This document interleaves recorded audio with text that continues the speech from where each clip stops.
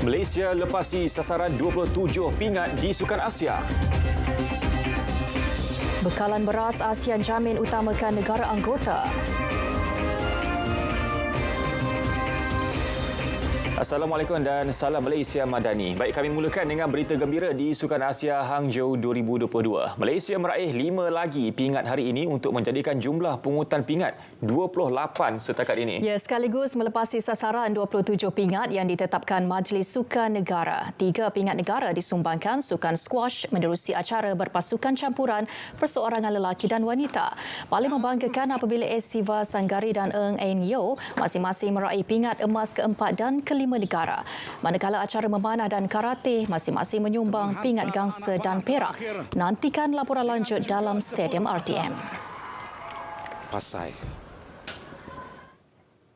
Baik, permohonan memasuki institusi pendidikan TVET boleh dibuat menerusi portal Up TVET bermula 30 Oktober ini. Jelas Timbalan Perdana Menteri Datuk Seri Dr. Ahmad Zahid Hamidi, portal itu bagi memudahkan penyelarasan permohonan tersebut.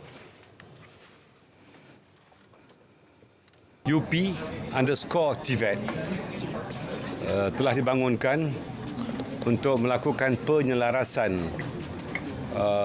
permohonan memasuki 1,334 TVET di seluruh negara berdasarkan kepada pilihan peserta, iaitu kursus apa yang mereka minati dan nama institusi TVET.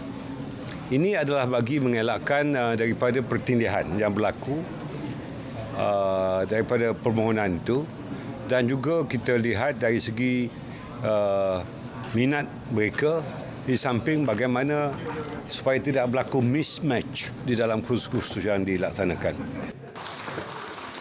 Datuk Seri Dr. Ahmad Zahid menyaksikan pertukaran dokumen memorandum kerjasama transformasi program TVET antara kerajaan bersama syarikat berkaitan kerajaan dan syarikat swasta di Putrajaya.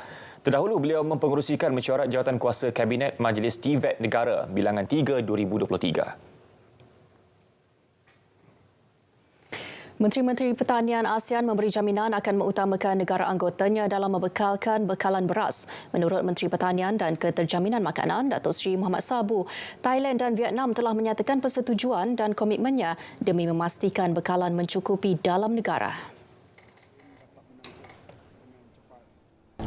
Kita kalau dengan Thailand itu beras dan ayam yang selalunya kita secara cepat kita boleh dapat daripada mereka kerana ia yang paling dekat. Selagi ada keupayaan mereka, mereka akan tetap menjual beras mereka kepada Malaysia. Macam mana Vietnam? Vietnam pun sama juga, iaitu mereka juga akan mengutamakan ASEAN terlebih dahulu. Beliau ditemui media selepas mengadakan lawatan bersama Menteri-Menteri Pertanian ASEAN di Taman Botani Negara Shah Alam. Sementara itu, Melaka menerima lagi 80 tan metrik beras putih tempatan yang akan diedar bagi menampung keperluan rakyat negeri itu. Ia menjadikan keseluruhan sejumlah 300 tan metrik makanan ruji itu telah diterima. Yang mana 80 metrik tan lebih kurang dalam 80,000 akan 8,000 kampit beras lagi akan masuk ke pasaran, ke kedai-kedai runcit. Jadi kedai-kedai runcit ni seperti biasa yang saya dimaklumkan adalah bermula daripada hari Sabtu ni, kedai runcit dia akan dihantar ke family store, semua family store dan Negeri Melaka. So 8,000 ni akan bagi pada family store tu. Sebab ni adalah daripada satu pemborong kita, iaitu Imam 55 tu dah masuk, dan saya pun memang tengah dalam usaha untuk kita ambil balik. Sebab hari tadi kita mohon ada 500 metrik tan. Alhamdulillah daripada 500 metrik tan hari ini, sehingga hari ini kita dah ada lebih kurang dah dapat lebih kurang dalam 300 metrik tan untuk Negeri Melaka. Fama Perlis pula telah mengedarkan 67 tan metrik beras putih tempatan ke 25 outletnya seperti Agrobazar Kedai Rakyat, Agrobazar Rakyat serta menerusi jualan Agro Madani. Kami sasarkan setiap jualan Agrobani ini, beras di program Agrobani ini sebanyak 150 hingga 200 kampit untuk penduduk yang setempat yang untuk membeli di Agrobani ini. Dalam pada itu, rakyat dinasihat tidak melakukan pembelian panik kerana bekalan beras putih tempatan dan import mencukupi. Jelas Pengarah Kawal Selia Padi dan Beras Negeri Selangor, Muhammad Ashik Abdul Rahman, tindakan itu boleh menyebabkan gangguan rantaian bekalan setempat. 15 pemborong dilantik bagi membantu menyalurkan bekalannya kepada pemegang lesen runcit beras di negeri ini.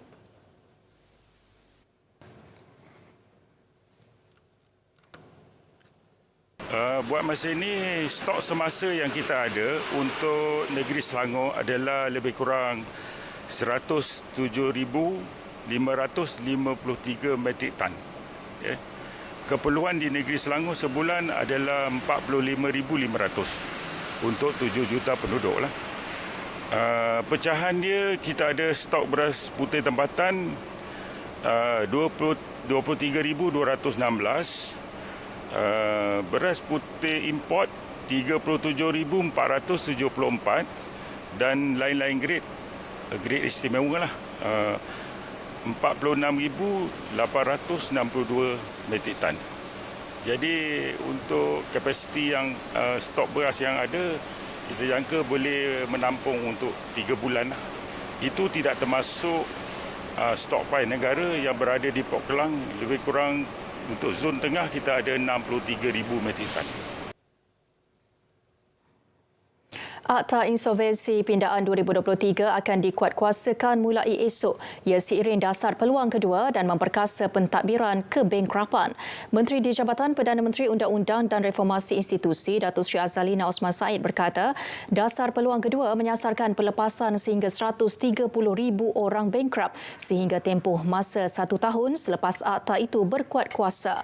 Menurutnya, jumlah terbabit adalah separuh daripada jumlah kes yang sedang ditadbir Jabatan Insolvensi. Penguatkuasaan akta itu membuktikan keprihatinan kerajaan memberikan peluang kedua kepada individu bankrupt bagi meneruskan kehidupan dengan lebih baik, seterusnya dapat kembali menyumbang kepada pembangunan ekonomi negara. Proses melantik 10 ahli panel bagi pembentukan tribunal berkaitan Akta Anti Gangguan Seksual 2022. Akta 840 kini di peringkat akhir. Kelulusan mendapatkan penjawatan ahli panel tribunal tersebut telah diperoleh. Menteri Pembangunan Wanita, Keluarga dan Masyarakat, Datuk Seri Nancy Shukri berkata, penjawatan itu antaranya merangkumi Presiden, Timbalan Presiden, pentadbiran dan perundangan. Permohonan bagi penjawatan tersebut akan diumumkan selepas kadar gaji telah ditetapkan dalam masa terdekat.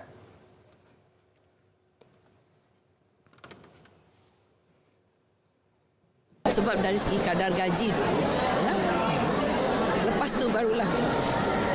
Lepas tu kita advertise the post. Bila lepas advertise, lepas tu kita serah kepada AG juga untuk bantu kita, especially dari sudut perundangan. Beliau berkata demikian dalam sidang media selepas merasmikan program Jerayawara Kasih KPWKM Advokasi Anti Gangguan Seksual di Ipoh Perak.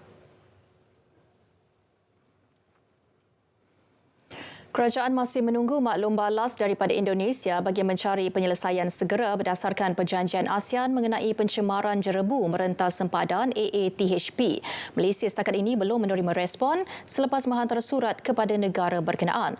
Menteri Sumber Asli, Alam Sekitar dan Perubahan Iklim, Nik Nazmi Nik Ahmad berharap Indonesia dapat memberi maklum balas secepat mungkin bagi menyelesaikan masalah jerebu antara kedua negara.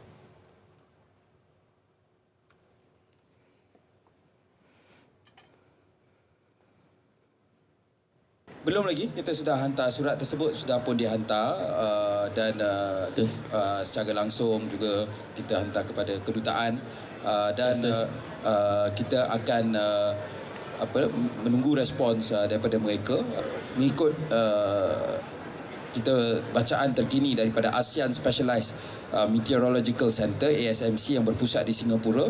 Ada 16 titik panas hotspot di Kesan di Sumatera, 193 titik panas di Kalimantan dan 9 titik panas di dalam negara iaitu di negeri Sarawak.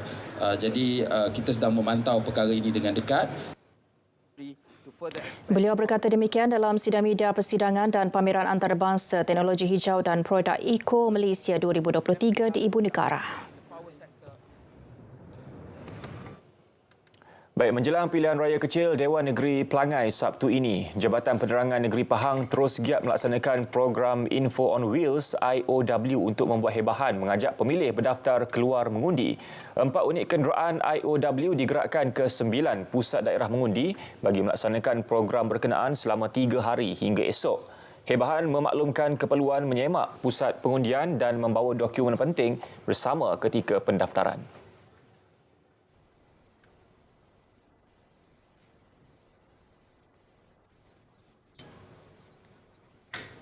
Di situ samping itu juga kita akan menjelajah di seluruh pelosok Dewan Negeri N36 Pelangai ini untuk menyeru kepada semua pengundi untuk keluar. Di samping itu juga untuk makluman pihak semua, peranan kita untuk melaksanakan IOW ini merupakan antara kempen yang selalu kita laksanakan di setiap kali adanya pilihan raya, sama ada pilihan raya umum ataupun pilihan raya kecil.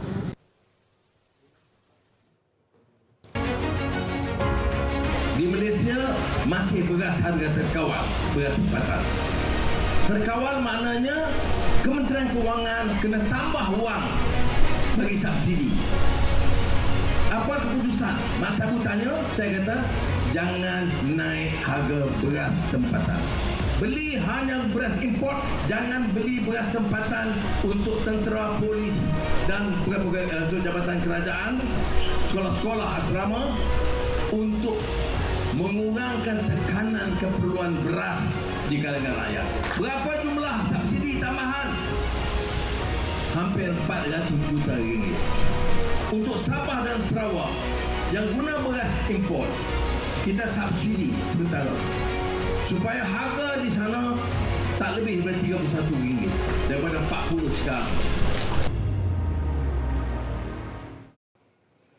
Bank Islam Malaysia Berhad BIMB memperkukuh budaya berintegriti dalam takbir urus organisasinya. Komitmen berterusan itu membolehkan institusi kewangan Islam pertama dianugerahkan pensijilan Sistem Pengurusan Anti Rasuah ISO 37001 daripada ABAC Centre of Excellence Sdn Bhd ABAC.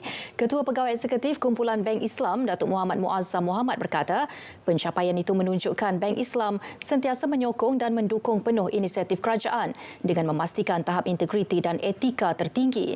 Seterusnya mematuhi undang-undang dan peraturan berkaitan anti rasuah.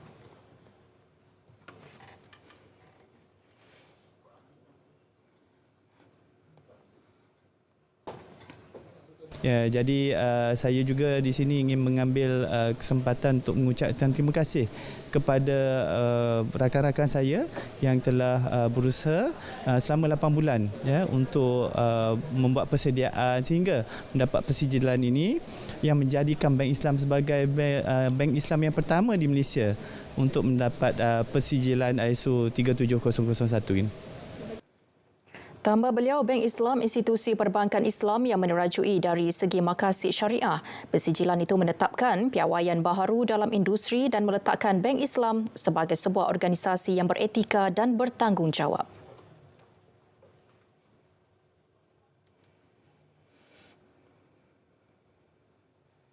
It's really a momentum achievement for Bank Islam.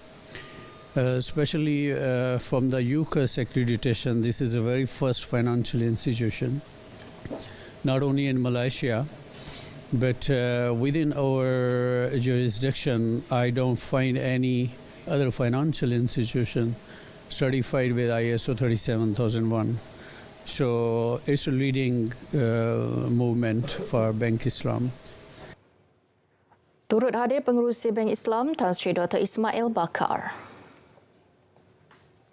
Tiada sebarang aduan diterima Kementerian Pembangunan Usahawan dan Koperasi berhubung isu caj transaksi QR Duit Now yang akan dikenakan mulai 1 November ini. Menterinya Dato' Iwan Benedict berkata pihaknya sentiasa menerima pandangan dan cadangan pihak perusahaan mikro, kecil dan sederhana PMKS agar kebajikan mereka terjaga. Saya dan kementerian akan mengadakan engagement berterusan. Kita ada program Hari Bertemu Pelanggan di mana bukan hanya koperasi tetapi juga syarikat-syarikat PMKS datang ke kementerian untuk menyampaikan pandangan-pandangan mereka, teguran-teguran mereka termasuk cadangan-cadangan mereka, dan saya berharap sekiranya ini menjadi concern dan isu yang dianggap memberi implikasi kepada mereka, dan saya aluluhkan. Beliau berkata demikian selepas majlis pelancaran UEM Agenda Vendors Day 2023 di Ibu Negara. Pelan Hala Tuju Ekonomi dan Teknologi Hidrogen HETR bakal meletakkan Malaysia di barisan hadapan dalam peralihan tenaga dan menjadi peneraju serantau dalam industri tenaga boleh baharu. Pelaksanaannya dijangka memberi prospek janaan pendapatan sehingga 12.1 bilion ringgit dengan anggaran sumbangan antara 49 hingga 61 bilion ringgit kepada KDNK menjelang 2030. HETR juga dijangka mampu mewujudkan lebih 45,000 peluang pekerjaan dalam tempoh sama. By 2050. HETR implementation alone is anticipated to have prospects of generating up to 12.1 billion ringgit in revenue to gross domestic product by 2030, generating over 45,000 job opportunities over the same period. Beliau menyampaikan ucap tama perasmian IJEM edisi ke-14 bagi pihak Perdana Menteri di Ibu Negara.